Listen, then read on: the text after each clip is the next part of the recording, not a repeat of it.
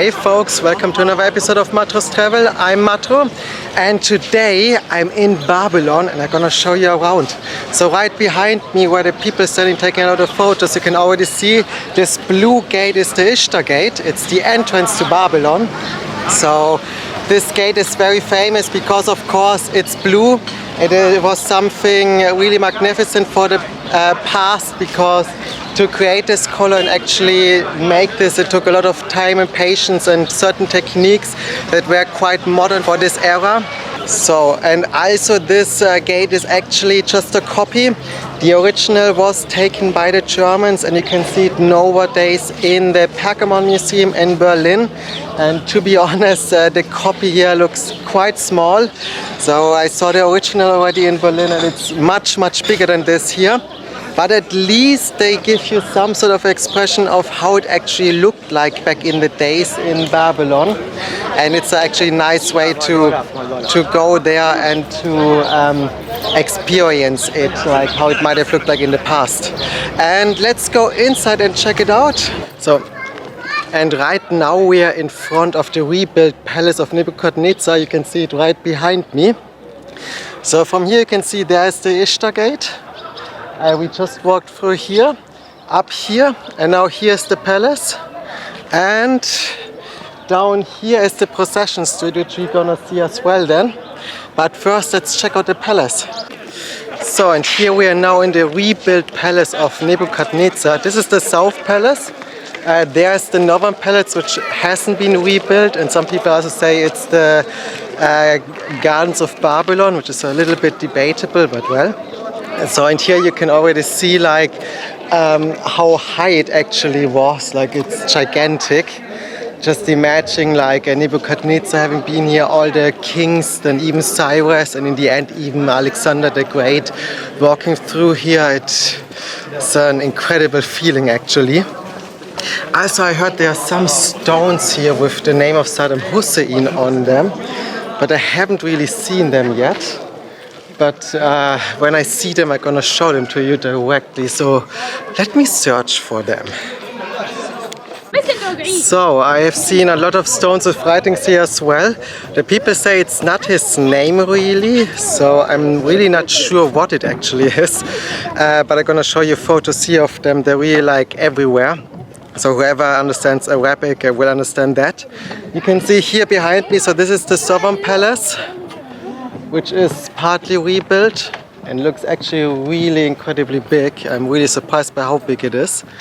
So here we have the northern part, and it's also said that this might have been the Hanging Gardens of Babylon.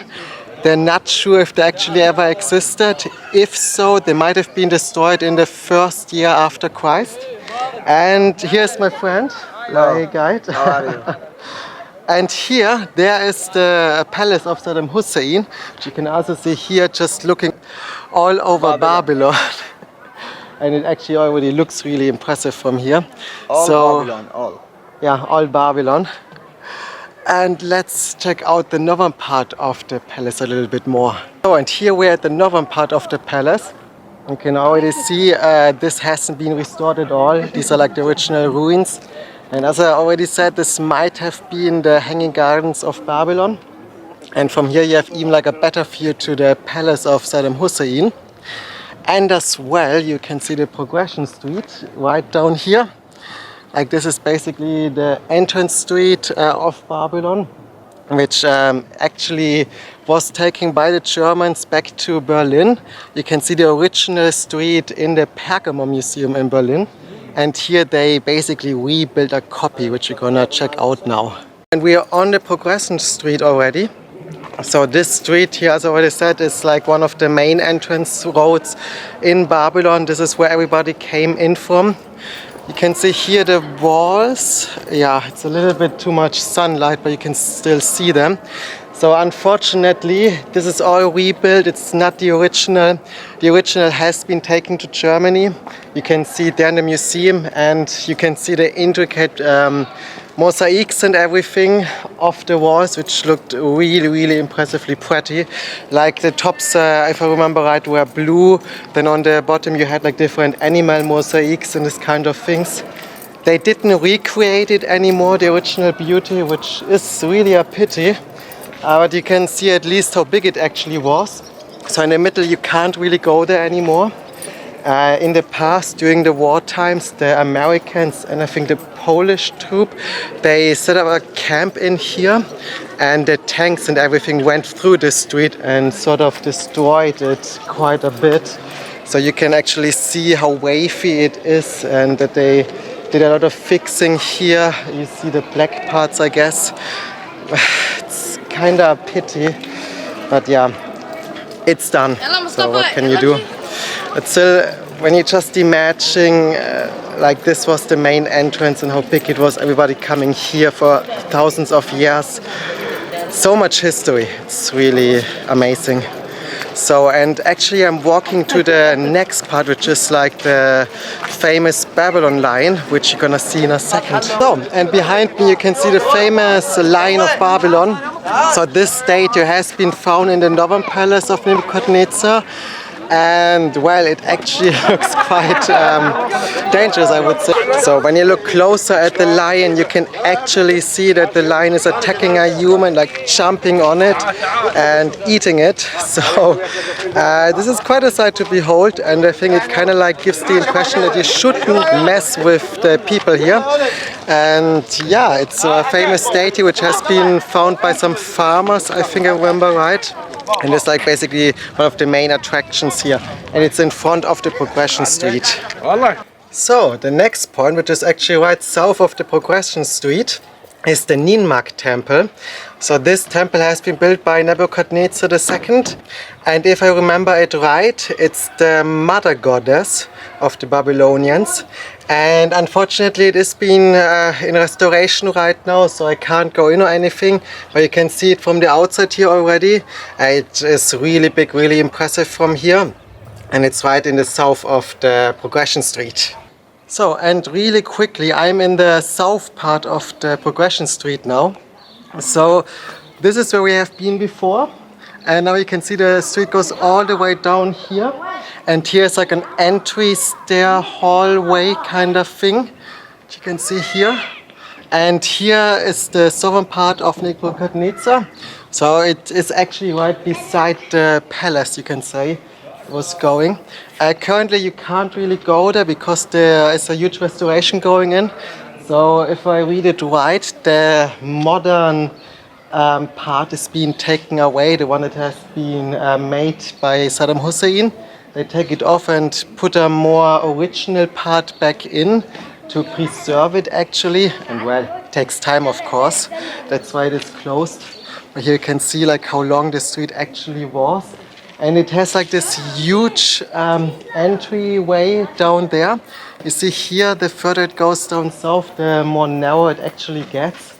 And here's actually where the original part also still exists. So, we are now at the southern part of the southern palace of Nebuchadnezzar. And you for sure might have heard about the fall of Babylon, which actually happened even twice at least, not just once. But the more famous one is actually when Cyrus took the city. So if I remember it right, and please correct me if I'm wrong, in the past the Euphrates, which is down there, had a canal going in here along the walls. And the troops of Cyrus, they went here and they diverted the river or the canal so that it was dry. It was in a night where everybody was celebrating, and you know, they said Babylon was unconquerable. And you know, when somebody says something is impossible, like that the Titanic is unsinkable, it happens in the worst way possible. So, what happened? In the night when there was a celebration, there was basically nearly no one there. The gates were completely open, abandoned everything, because nobody would believe the city could ever be conquered. So the troops just went down here on the dry riverbed, went through the gates in the city and conquered it without really killing anyone. Historians are not sure about how it exactly went through, because there are some different writings about it. But either very little people got killed or nobody got killed. They're also not sure if the king got killed or not. but basically not a lot of blood has been shed. So they just went in and the city was theirs. And that's how Babylon actually went down. And this is like this historic part of the history. It's incredible to actually imagine you're here right now where this history went down. And not just this, there is a second time when Babylon got conquered without any fighting. It was when Alexander the Great came here. So you know, his troops came, they took all of Iraq and Syria, all those parts, and they came here, and the people of Babylon, they basically celebrated him and invited him in the city, and he made the palace of Nebuchadnezzar his home. So he didn't have to fight nothing, they just welcomed him, which is incredible to think about. So, and this is these are the two stories of the two falls of Babylon. So, right behind me now, in the very south, like you can maybe see, like there you see the palace of Nebuchadnezzar, and you have to walk quite a long way down to actually see it. Here's the foundation of the Tower of Babel. So there is not much known about this place here. So everything I say is a little bit questionable. But everybody of you might have heard about the Tower of Babel, the place where they wanted to build the highest tower on earth and where the first language diversion actually happened. And I think that after this language diversion happened and people just left the tower to rot, that the Babylonians rebuilt it as a ziggurat, I think for the god Marduk. And it was gigantic. Like from the foundation you can already see how big this thing must have been. Unfortunately nothing really is left anymore nowadays, which is a real pity. You can at least get an idea of how big it actually was in the past. So, and in the west of Babylon there is a small hill, and on the hill is the palace of Saddam Hussein. You can see it right behind me. And this palace has been ransacked, destroyed and everything. You can see here the windows, there's no glass left, nothing. And inside the building you have a lot of graffiti and destroyed doors and rubbish and everything. So it's really destroyed. But still it's quite impressive to see this huge palace here actually, like it was really gigantic. And from this palace you have a beautiful view over Babylon. You can see the whole city from here, which is really incredible sight to behold. Like just looking around here, seeing the temple of Nebuchadnezzar, the Ishtar Gate and everything.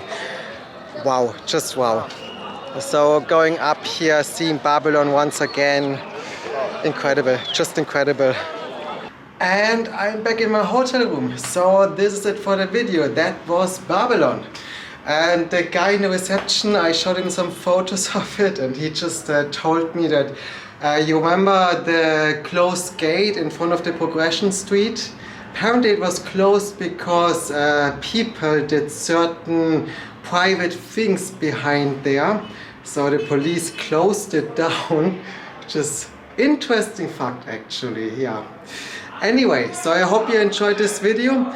If so, hit the like button down below. Remember to subscribe and see you in the next video. Bye!